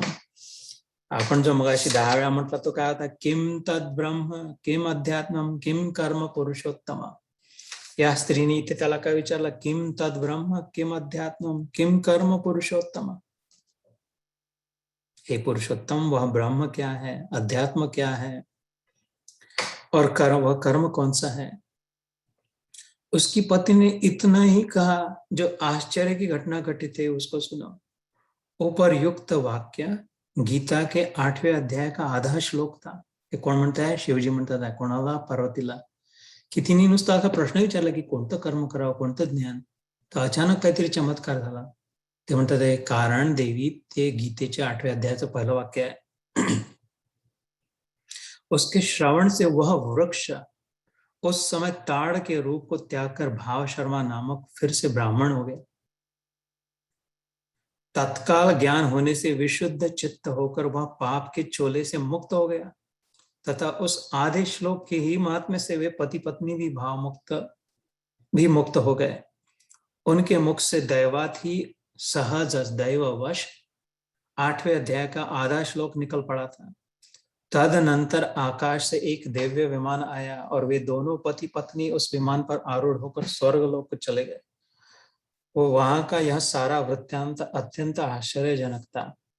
उसके बाद उस बुद्धिमान ब्राह्मण भाव शर्मा ने आदर पूर्वक उस आधे श्लोक को ही लिखा और देव जनार्दन की आराधना करने की इच्छा से वह मुक्तिदायिनी काशीपुरी में चला गया. वहां उस उदार बुद्धि वाले ब्राह्मण ने भारी तपस्या आरंभ की. उसी समय क्षीर सागर की कन्या भगवती लक्ष्मी ने हाथ जोड़कर देवता जगतपती जनार्दन से पूछा. त्याच वेळी लक्ष्मीने विचारलं विष्णूला, नाथ आप सहसा नींद त्याग कर खडे क्यों हो गए? आज देवउठी एकादशी. हे ते देवाची शपथ घेऊन सांगतो कृष्णाची की मी हे ठरवून नव्हतो आला. हाही एक छोटा चमत्कार आहे की हे आज ऍक्च्युअल देवउठी एकादशी आहे. आज ऍक्च्युअल 8वा अध्याय सुरू झाला.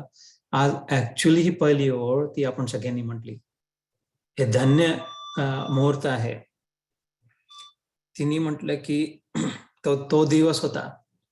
ते हे तर मलाच आत्ता लक्षात आलं की अरे सोमुहूर्त झाला. नाथ आप सहसा नींद त्याग कर खडे क्यों हो गए? देव उठी एकादशी सोडून, योग निद्रा सोडून. श्री भगवान बोले, देवी आज के दिन काशीपुर में भागीरथी के तट पर बुद्धिमान ब्राह्मण भाव शर्मा मेरे भक्ति रस से परिपूर्ण होकर अत्यंत कठोर तपस्या कर रहा है. वह अपनी इंद्रियों को वश में करके गीता के 8वें अध्याय के आधे श्लोक का जप करता है. बस त्यांनी तपस्या काय केली, मरेच तो त्यांनी टळलं, मला हेच म्हणत जायचं, याच जप करायचा इतका विश्वास झाला था. मैं उसकी तपस्या से बहुत संतुष्ट हूँ. बहुत देर से उसकी तपस्या के अनुरूप फल का विचार कर रहा था. की मी आता विचार करून आलाय की याच्या अनुरूप याला योग्य फळ काय मिळावं. प्रिय, इस समय वह फल देने को मैं उत्कंठित हूँ. शंकरांनी काय म्हटलं पार्वतीला म्हणताना, हे सुमुखी, हे सुंदरी. आणि नारायण काय म्हणतात इथे, हे प्रिय, हरिप्रिय. पती पत्नीचा संवाद किती सुंदर आहे. हे प्रिय, इस समय वह फल देने को उसमें उत्कंठित हूं. पार्वती जी ने फिर पूछा, भगवान श्रीहरि सदा प्रसन्न होने पर भी जिसके लिए चिंतित हो उठे थे, उस भगवत भक्त भाव शर्मा ने कौन सा फल प्राप्त किया? मग त्याला काय मिळालं या दिवशी उठून? श्री महादेव जी बोले, देवी द्विज श्रेष्ठ भाव शर्मा प्रसन्न हुए भगवान विष्णु के प्रसाद को प्राप्त पाकर अत्यंतिक सुख मोक्ष म्हणजे वैकुंठ प्राप्त, मी जे म्हणत होतो वैकुंठवासी जे म्हणतो आपण, को प्राप्त हुआ तथा उसके अन्य वंशज भी, त्याचे आदिचे वंशज जे होते, जो नरक यातना में पड़े थे, उसी के शुद्ध कर्म से भगवत धाम को वो भी प्राप्त हुए. हे पार्वती, यह 8वें अध्याय का महात्म्य थोड़े में ही मैंने तुम्हें बताया. इस पर सदा विचार करते रहना चाहिए. म्हणून अनायास कसा योगायोगाला सुंदर सगळीकडून जोडून आला तो योगायोगाचे दिवस. I am very glad that you are present today. आज तुम्ही होते. तर त्या प्रश्नाचा अर्थ होता, अर्जुन ने कहा, हे पुरुषोत्तम, वह ब्रह्म क्या है, अध्यात्म क्या है, कर्म क्या है, अधिभूत नाम से क्या कहा गया है, और अधिदैव किसको कहते हैं? प्रश्नावर प्रश्न आपल्यासारखे काही कळत नाही, तू कोड्यात बोलतो आहे. आणि दुसरा श्लोक आहे, अधियज्ञ कथम को अत्र देहे अस्मिन् मधुसूदना प्रयाण काले च कथम ज्ञेयोऽसि नियतात्मभिः. हे मधुसूदन, वह यहाँ अधियज्ञ कौन है और वह इस शरीर में कैसे है, तथा युक्त चित्त वाले पुरुषों द्वारा अंत समय में आप किस प्रकार जानने में आते हैं. हे का बरं त्यांनी म्हटलं, 7व्या अध्याय का प्रश्न विचारतोय अर्जुन, असा 7वा अध्याय जो आपण आत्ता संपला, शेवटच्या श्लोकाचं शेवटची ओळ काय होती, प्रयाण काले अपि च माम ते विदुर्युक्त चेतसा. शेवटी मरताना शेवटच्या क्षणी त्यांची चेतना, त्यांची बुद्धी, त्यांची विचारशक्ती माझ्यात रुतलेली असते. तर तो काय विचारतो आहे, ऐसे पुरुषों द्वारा, इथे पुरुष शब्दाला साधकों द्वारा, भगवद्गीतेत अर्जुनाने पुरुष नाही म्हटलाय, श्रीकृष्णानेही पुरुष नाही म्हटलाय. न्यूटर म्हणजे त्यांच्याद्वारे, त्यांच्यामध्ये ते एक माणूस असतो, बाई असू शकतं. अंत समय में आप किस प्रकार जानने में आते, ते शेवटच्या क्षणी तुझ्या आता मला म्हटलं असता विचार कर, ते कसं होतं, कशाने होतं हे मला सांग. तर एक प्रश्न काय झाला, ब्रह्म काय, दुसरा प्रश्न काय विचारला, अध्यात्म काय, तिसरा प्रश्न कर्म काय, चौथा काय अधिभूत म्हणजे काय, पाचवा काय अधिदैव म्हणजे काय, 6वा काय, अधियज्ञ काय आहे, 7वं काय ते शरीरात कसं आहे, आणि 8वा काय की त्यांना शेवटच्या क्षणी कसं जाणते. 8 प्रश्नांचा 8वा अध्याय, अक्षर ब्रह्मयोग, अष्टयोग. आणि कसं एकानंतर एक धड धड धड धड धड धड सांगित, प्रश्नावर प्रश्न विचारले. ते देवानी काय केलं, तसंच केलं. ये यथा माम प्रपद्यन्ते तांस तथैव भजामि हम, एक श्लोक झालाय आपला 3-4 अध्यायातला. जो जसा वागतो त्याच्याशी मी तसा वागतो, मी तसा वागतो म्हणण्यापेक्षा त्याला तसं मिळते. यांनी 8 प्रश्न धड धड धड धड विचारले, त्यांनी 8 प्रश्न धड धड धड धड उत्तर दिले. अक्षरम ब्रह्म परमम स्वभाव अध्यात्ममुच्यते भूत भावोद्भव करो विसर्ग कर्म संहिता अधिभूतम क्षरो भाव पुरुषश्चादिदैवतम अधियज्ञोऽहम् एवात्र देहे देहभृतां वरम् अंतकाले च मामेव स्मरन् मुक्त्वा कलेवरम यः प्रयाति समद्भावम याति नास्तत्र संशय. 8 प्रश्नांचे उत्तर दिले. कसे? श्री भगवान ने कहा परम अक्षर ब्रह्म है, अपना स्वरूप अर्थात जीवात्मा अध्यात्म है, भूतों के भाव को उत्पन्न करने वाला जो त्याग है वह कर्म है, उत्पत्ति विनाश धर्म वाले सब पदार्थ अधिभूत है, हिरण्यमय पुरुष अधिदैव है, और हे देहधारियों में श्रेष्ठ अर्जुन, इस शरीर में मैं वासुदेव ही अंतर्यामी रूप से अधियज्ञ हूँ. जो पुरुष अंतकाल में भी मुझको ही स्मरण करता हुआ शरीर को त्याग कर जाता है वह मेरे साक्षात स्वरूप को प्राप्त होता है, इसमें कुछ भी संशय नहीं. हे तर 8 प्रश्न 8 उत्तर एकही नाही कळलं. काय बोलत होते समजलं नाही. दोघं जण कोणत्या भाषेत बोलत होते, कशा विषयावर, काय हे काय आहे सगळं. नुसतेच प्रश्न विचारले, नुसतेच उत्तर दिले. व्हॉट इज, नुसतं वाचून कसं होणार, रटून कसं होणार. पाठ झाल्या, 8वा अध्याय पाठ आहे, तोंड पाठ आहे. झोपेतून उठवलं तरी इथं म्हणता येतं. मला नाही इतका याद आहे ना, उपयोग काय, समजलं नाही तर समजून घ्यायचं आणि तसं मग आचरणात आणायचं आहे, ते दूरची गोष्ट आहे. इथे धड धड धड धड म्हटलंय प्रश्न उत्तर, मला तर काहीच कळलं नाही. मी माझीच अवस्था सांगतो. जेव्हा सुरुवात केली होती 8व्या अध्यायाची समजण्याची, खूप वेळ लागला. म्हणून म्हणत होते हा अध्याय समजायला खूप वेळ लागला. समजायला तर कदाचित अजून लागेल, तितकं माझ्यात तेवढी क्षमताही नाही आहे. पण मस्त आहे, फर्स्ट क्लास, टेक्निकल आहे, सगळ्यात टेक्निकल. डिटेल्स, स्पेसिफिकेशन जसे असतात तसं, स्पेक्स त्याच्यामध्ये, इंजिनिअरिंग मॅन्युअल जसं असतं तसं, इन्स्ट्रक्शन मॅन्युअल होते तशा टाईपचा. तर वाचून झाला. आज आज लवकर संपवू शकतो आपण, कारण हे अजून माझं हिंमत नाही होते आणि समजत नाही कुठून एंटर व्हावं, सुरुवात करावी. म्हणून आज इथे थांबू, आपण ध्यान करू.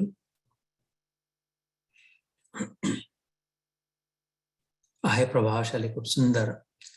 अक्षरं ब्रह्म परमं स्वभावोऽध्यात्ममुच्यते भूत भावोद्भव करो विसर्ग कर्म संहिता. हा श्लोक मला खूप प्रकाश करणारा झाला. 3रा श्लोक जो आता डोक्यात, ती जी दुसरी ओळ जी आहे, भूत भावोद्भव करो विसर्ग कर्म संहिता, त्याच्यातही जो अर्धा भाग आहे, भूत भाव उद्भव करो विसर्ग कर्म संहिता, हे समजायला वेळ लागला, पण समजायला कदाचित अजून जास्त वेळ लागेल. आज नाही सुरू करू. एवढं सांगतं की या 2-3 जागा आहेत जे खूपच एकदम उच्च कोटीचे आहेत. यम यम वापि स्मरन् भावं त्यजत्यन्ते कलेवरम. जो जो भाव घेऊन मनात शेवटी मृत्यूला जातो, मनात जे विचार आहे, जी इच्छा आहे, जी आठवण आहे, जी पिपासा राहिले, जी तृष्णा राहिले, जे अपूर्ण राहिलाय,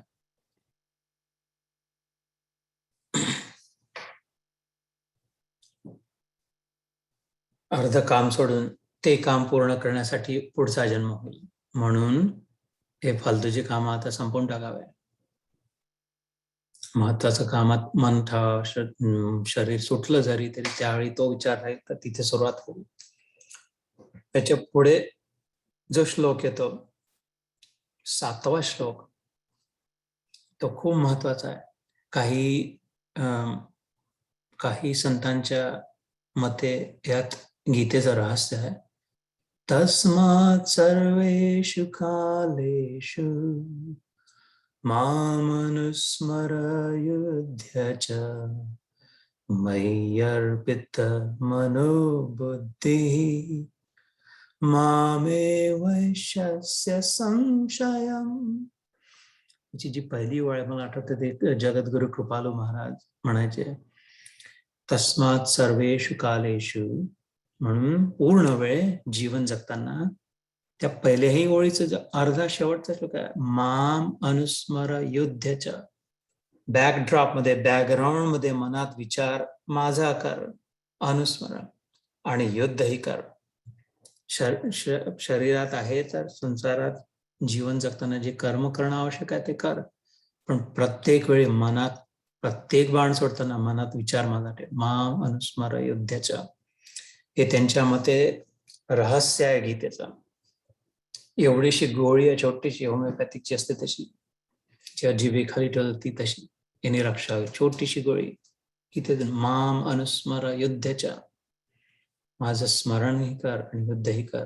अनुस्मर बॅकग्राऊंड मध्ये. हे सगळं आता वेळ लागेल उलगडा करायला, हे कसं काय शक्य, कसं आहे, याचा अर्थ काय, हळूहळू करू. त्याच्यानंतरचाही जो श्लोक आहे तो सुंदर, मला खूप प्रिय आहे. अभ्यास योग युक्तेन चेतसा नान्यगामिना परमं पुरुषं दिव्यं याति पार्थानुचिंतयन्. आपली चेतना जी आहे तिचा अभ्यास मुख्य काय करावा, योगयुक्त, न अन्यगामिना. इकडे तिकडे जाऊ देण्याचे दिवस संपले आता. इकडचे तिकडचे चौकशा करण्याचे, याला त्याला हे सांगण्याचे, हे खाणं त्या पिण्याचे, हे घालणं ते घालण्याचे, याचं कसं तसं कसं, हा शो तो शो, हे गाणं ते गाणं. चबर चबर वृत्ती, उच्छिष्ट म्हटलं त्याला. कुत्रा जसं असतो, श्वान उच्छिष्ट, गोष्ट खात जातो इकडचं तसं, इकडचं तिकडचं चाटून चाटून, यांनी फॉरवर्ड केलं, त्यांनी फॉरवर्ड केलं, यांनी म्हटलेलं हे ऐकलं, त्यांनी ते संपलं. आता त्यांनी म्हटलं इथे चेतसा न अन्यगामिना, नो नो नो. श्रीकृष्ण म्हणतोय आता इकडे तिकडे नाही जाऊ द्यायची. आपली वृत्ती, विचार इथेच, याचा अभ्यास करा योगयुक्तेन. कुठे, परमं पुरुषम दिव्यम, परम पुरुष जो आहे, आणि त्यांनी त्याचं अनुचिंतन जर केलं असतं तर तिथेच पोहोचशील, हे यात काही संशय नाही. हे आपण ऐकला. अजून एक 14वा श्लोक येतो पुढे, खूप सुंदर. अनन्य चेताः सततं यो मां स्मरति नित्यशः तस्य अहं सुलभ पार्थ नित्ययुक्तस्य योगिना. खूप म्हणतात कठीण आहे देव मिळणं, देवाला नाही मिळत. देव स्वतः म्हणते सुलभ, अहम सुलभ पार्थ, मी सोपा आहे मिळणं. श्रीकृष्ण म्हणतोय कठीण नाही आहे. कसा ते मग याच्यात समजून घ्यावं लागेल. तर असे वेगळ्या वेगळ्या सुंदर सुंदर श्लोक असलेला शेवटी अजून सुंदर, वेदेषु यज्ञेषु तपस्सु चैव दानेषु यत् पुण्यफलं प्रदिष्टम् अत्येति तत्सर्वमिदं विदित्वा योगी परम स्थानमुपैति चान्त्यम्. अरे बाबा अर्जुना, तो म्हणतो शेवटच्या श्लोकात, 8व्या अध्यायाच्या शेवटच्या श्लोकात, जेव्हा क्या पोचू आपण 2-4 महिन्यांनी, की हे वेद वाचन, स्तोत्र, यज्ञ, तप करणं, खूप दान, खूप पुण्यकर्म करणं, या सगळ्याच्या पलीकडची जी स्थिती आहे, अति ह्या सगळ्यांचं पुण्य प्राप्त करून योगी जो असतो, माझा योगी जो आहे, मी हे सांगितलं त्याच्याप्रमाणे वागणारी जी आहे, ती या सगळ्याच्या पलीकडे पोहोचून जाते. ती नाली ओलांडून जाते. हे सगळं इकडचंच आहे बाकीचं, पण ती छलांग, ती बुद्धिमानीनी, हुशारीनी मी जसं सांगितलं, पुन्हा तिसऱ्यांदा सांगतो, तिसऱ्या अध्यायातल्या शेवटच्या श्लोकाची शेवटची ओळ. एवं बुद्धे परम बुद्ध्वा संस्तभ्यान आत्मने जही शत्रु महा. बुद्धीचाच उपयोग करून, बुद्धीद्वारे छलांग लावून, नाली ओलांडून कुदून जाते तिकडे. ती योगीची स्थिती. इथे मग तो 8वा अध्याय समाप्त होतो. असं करत करत मी कशा तरी प्रकारे खिचला आजचा इथे वेळेपर्यंत, टाळमटाळ करत. आता झाली आपली वेळ ध्यानाची. इथे थांबवून मग पाहू पुढे. जय श्री कृष्ण. विठ्ठल रुक्माई, विठोबा रखुमाई, पांडुरंग हरी, वासुदेव हरी.